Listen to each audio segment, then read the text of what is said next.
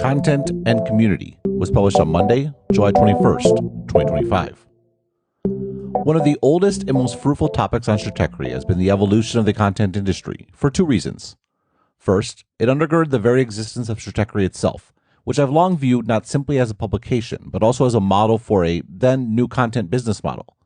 Second, I've long thought that what happened to content was a harbinger for what would happen to industries of all types.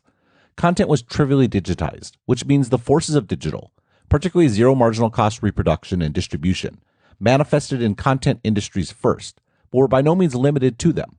That meant that if you could understand how the internet impacted publishing, newspapers, books, magazines, music, movies, etc., you might have a template for what would happen to other industries as they themselves digitized. AI is the apotheosis of this story, and, in retrospect, it's a story the development of which stretches back not just to the creation of the internet, but hundreds of years prior and the invention of the printing press. Or, if you really want to get crazy, to the evolution of humanity itself. The AI unbundling and content commoditization. In September 2022, 2 months before the release of ChatGPT, I wrote about the AI unbundling and traced the history of communication to those ancient times. Quote, "As much as newspapers may rue the internet, their own business model, and my paper delivery job, were based on an invention that I believe is the only rival for the internet's ultimate impact, the printing press. Those two inventions, though, are only two pieces of the idea propagation value chain. That value chain has 5 parts: creation, substantiation, duplication, distribution, and consumption. The evolution of human communication has been about removing whatever bottleneck is in this value chain. Before humans could write, information could only be conveyed orally. That meant that the creation, vocalization, delivery, and consumption of an idea were all one and the same. Writing, though, unbundled consumption, increasing the number of people who could consume an idea. Now the new bottleneck was duplication. To reach more people, whatever was written had to be painstakingly duplicated by hand, which dramatically limited what ideas were recorded and preserved. The printing press removed this bottleneck, dramatically increasing the number of ideas that could be economically distributed. The new bottleneck was distribution, which is to say this was the new place to make money, thus the aforementioned profitability of newspapers. That bottleneck, though, was removed by the internet, which made distribution free and available to anyone. What remains is one final bundle: the creation and substantiation of an idea. To use myself as an example, I have plenty of ideas, and thanks to the internet, the ability to distribute them across the globe. However, I still need to write them down, just as an artist needs to create an image, or a musician needs to write a song. What is becoming increasingly clear, though, is that this too is a bottleneck that is on the verge of being removed." End quote. It's a testament to how rapidly AI has evolved that this observation already feels trite.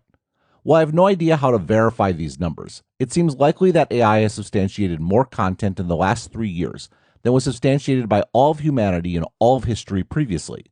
We have, in other words, reached total content commoditization. The chatbot of your choice will substantiate any content you want on command. Copyright and transformation. Many publishers are, as you might expect, up in arms about this reality and have pinned their hopes for survival on the courts and copyright law. After all, the foundation for all that new content is the content that came before, content that was created by humans. The fundamental problem for publishers, however, is that all this new content is, at least in terms of a textual examination of output, new. In other words, AI companies are soundly winning the first factor of the fair use test, which is whether or not their output is transformative. Judge William Alsop wrote in a lawsuit against Anthropic, "The purpose and character of using copyrighted works to train LLMs to generate new text was quintessentially transformative. Like any reader aspiring to be a writer, Anthropic's LLMs trained upon works not to race ahead and replicate or supplant them, but to turn a hard corner and create something different.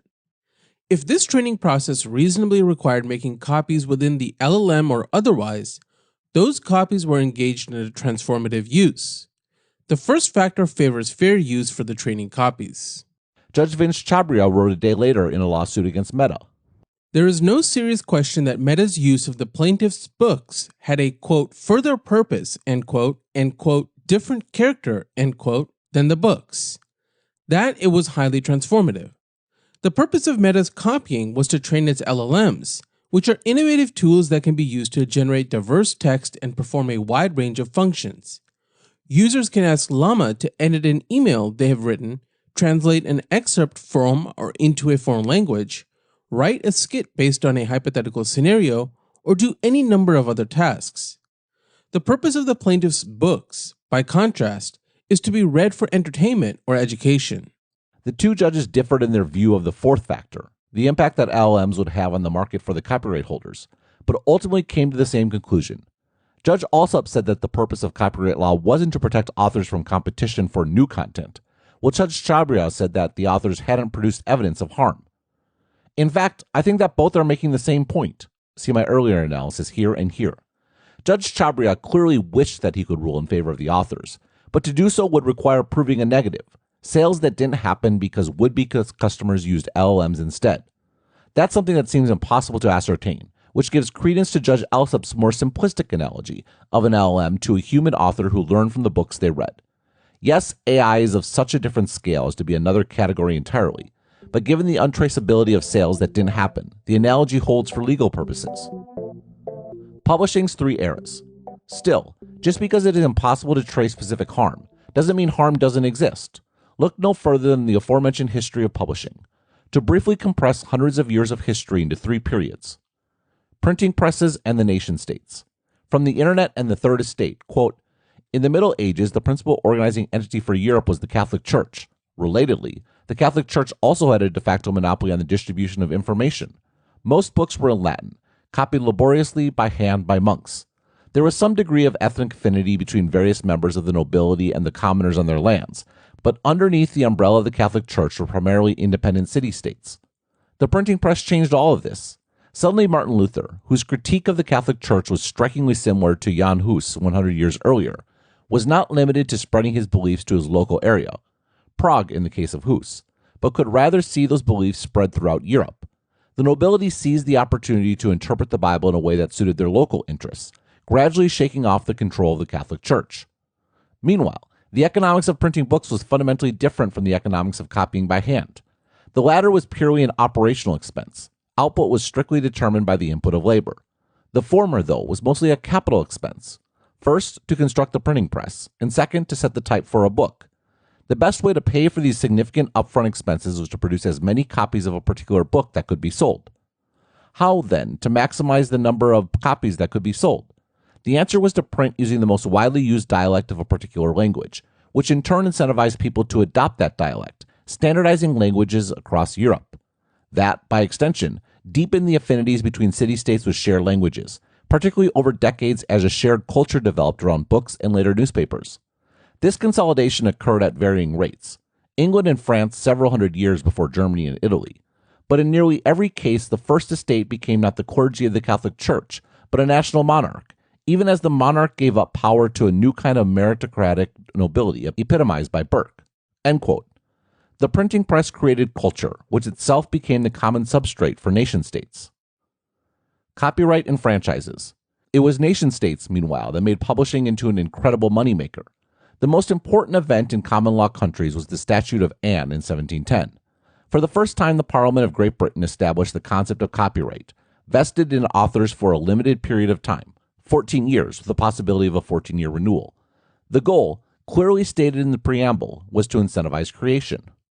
Whereas printers, booksellers, and other persons have of late frequently taken the liberty of printing, reprinting, and publishing, or causing to be printed, reprinted, and published, books and other writings, without the consent of the authors or proprietors of such books and writings, to their very great detriment, and too often to the ruin of them and their families.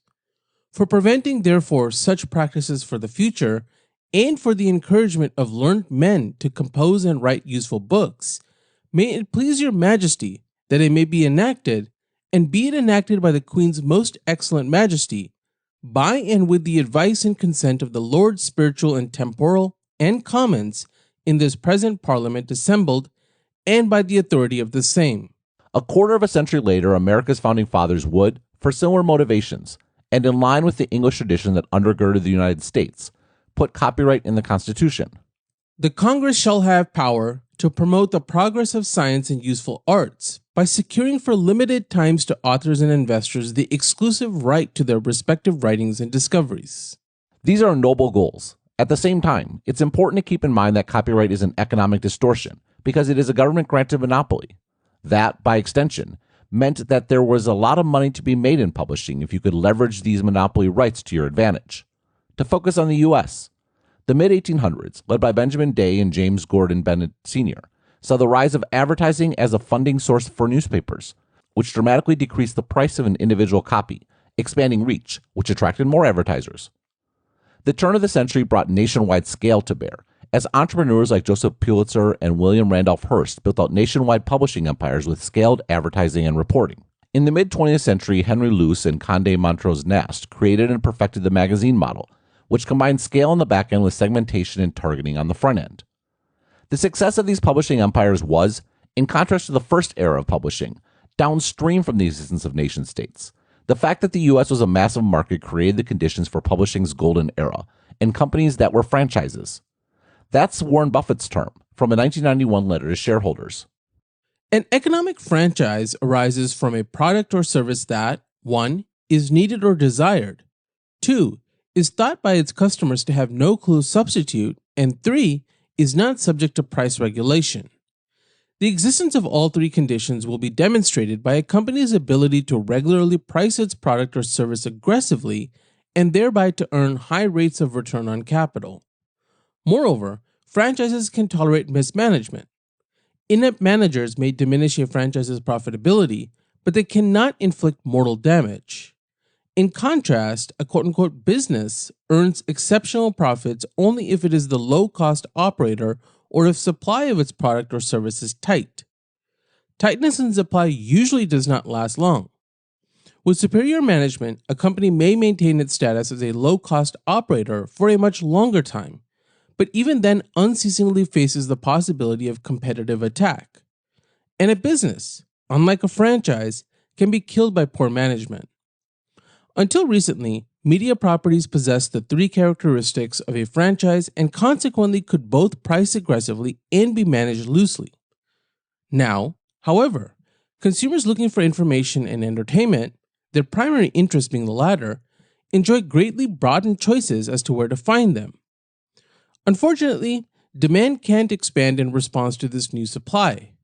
500 million American eyeballs in a 24-hour day are all that's available. The result is that competition has intensified, markets have fragmented, and the media industry has lost some, though far from all, of its franchise strength.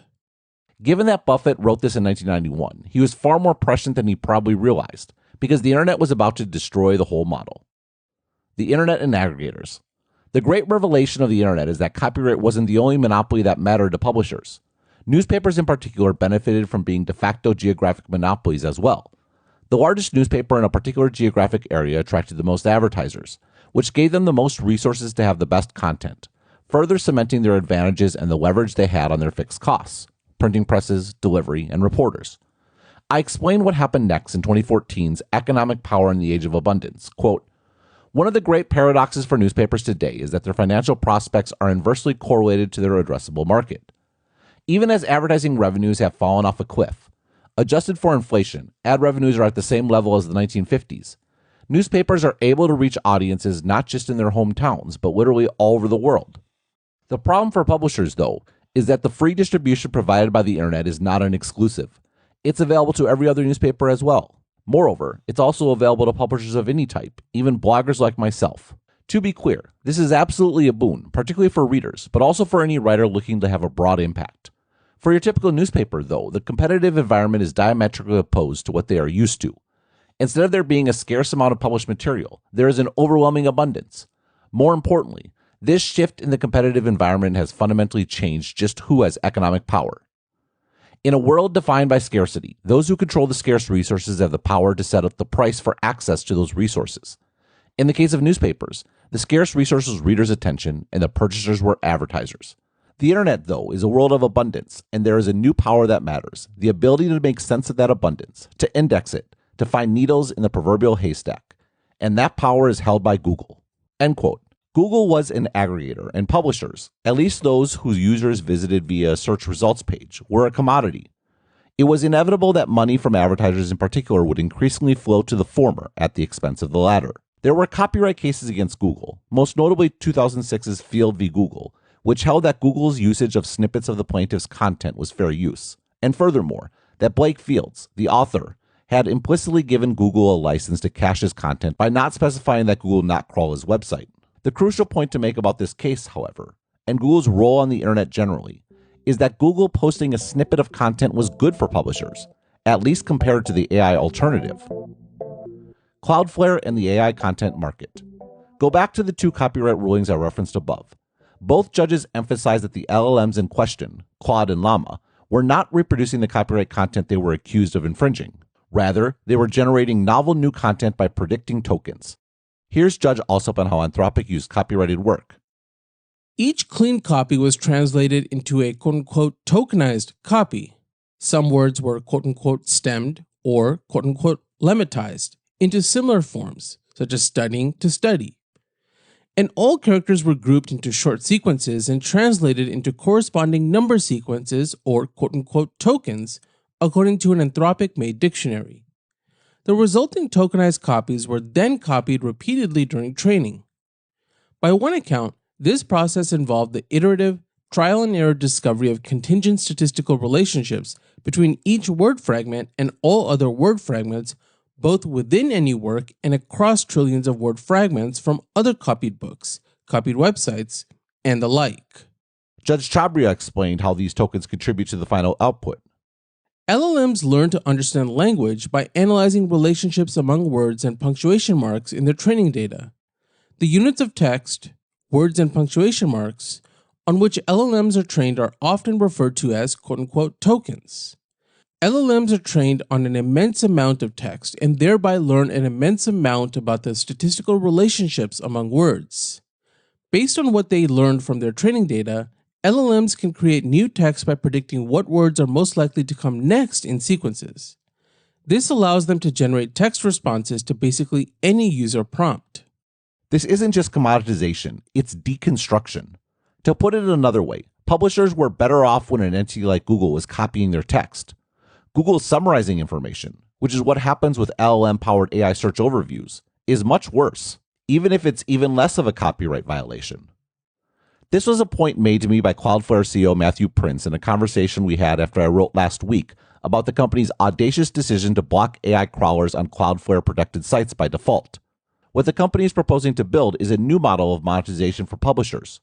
Prince wrote in a blog post, "We'll work on a marketplace where content creators and AI companies, large and small, can come together. Traffic was always a poor proxy for value. We think we can do better. Let me explain. Imagine an AI engine like a block of Swiss cheese. New, original content that fills one of the holes in the AI engine's block of cheese is more valuable than repetitive, low-value content that unfortunately dominates much of the web today.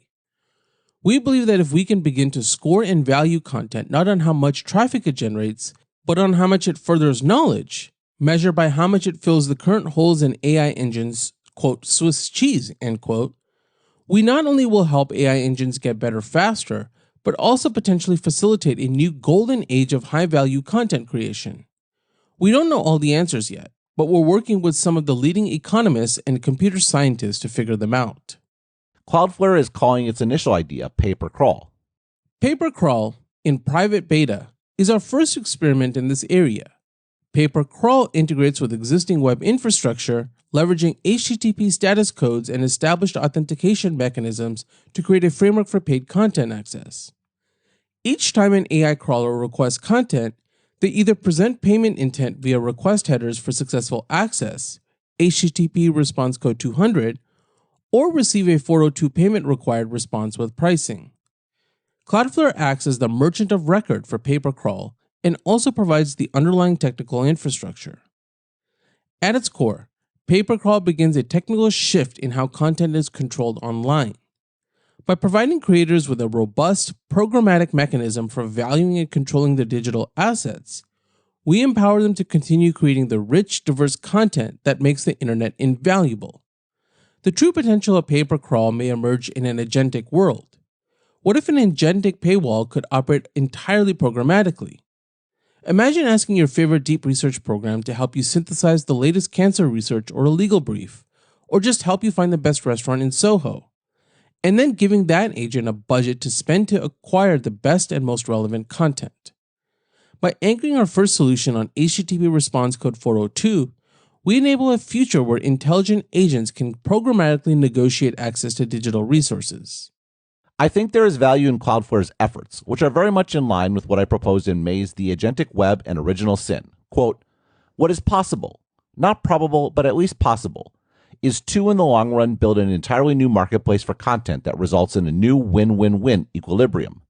First, the protocol layer should have a mechanism for payments via digital currency, i.e. stablecoins.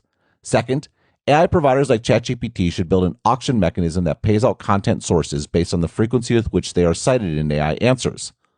The result would be a new universe of creators who will be incentivized to produce high-quality content that is more likely to be useful to AI, competing in a marketplace a la the open web.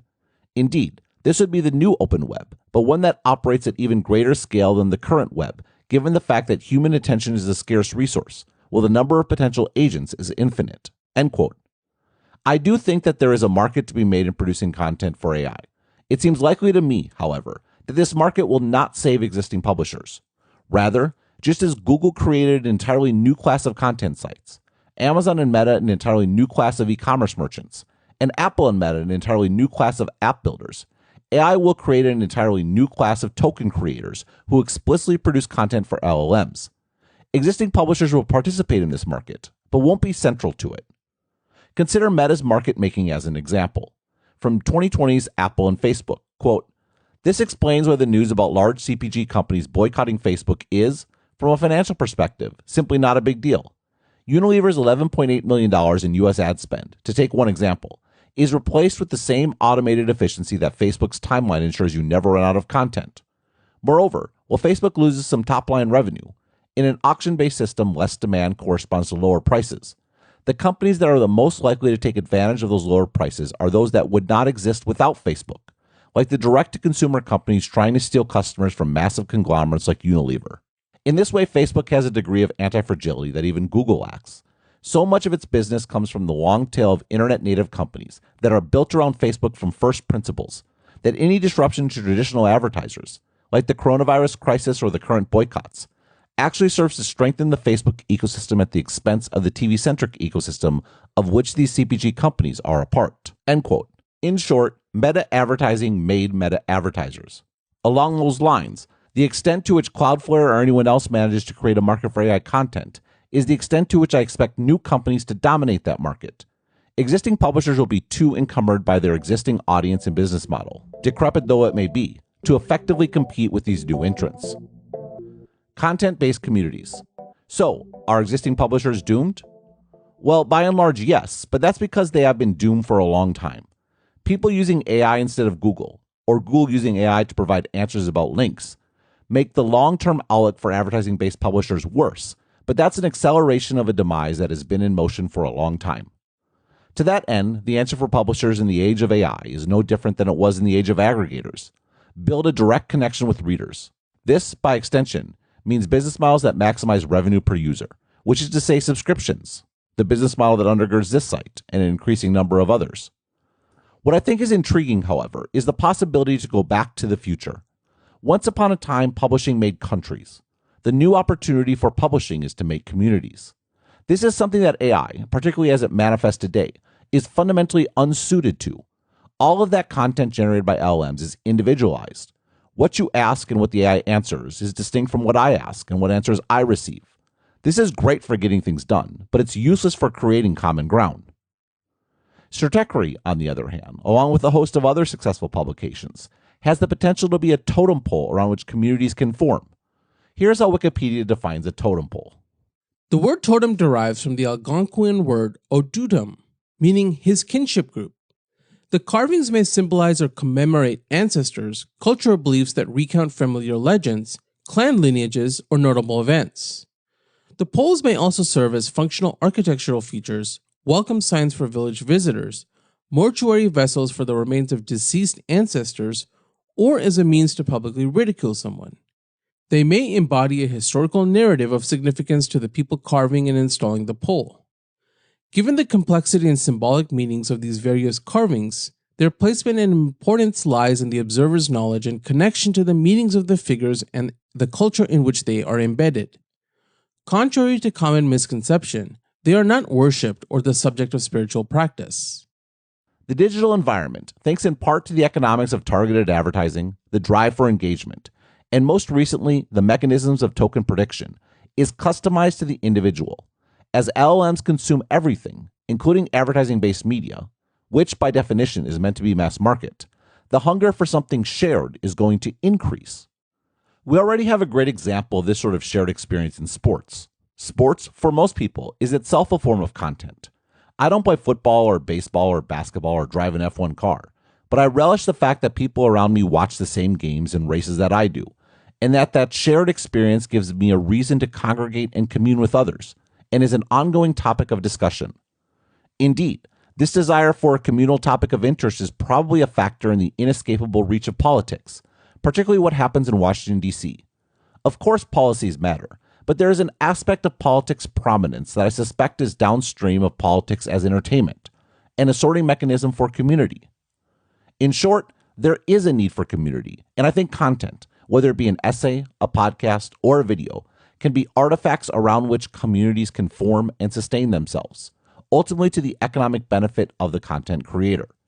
There is, admittedly, a lot to figure out in terms of that last piece, but when you remember that content made countries, the potential upside is likely quite large indeed. For more analysis like this, please like and subscribe and visit Stratechery.com and listen to the Sharp Tech podcast. Also check out the Asianometry channel on YouTube to learn more about the technology changing our world.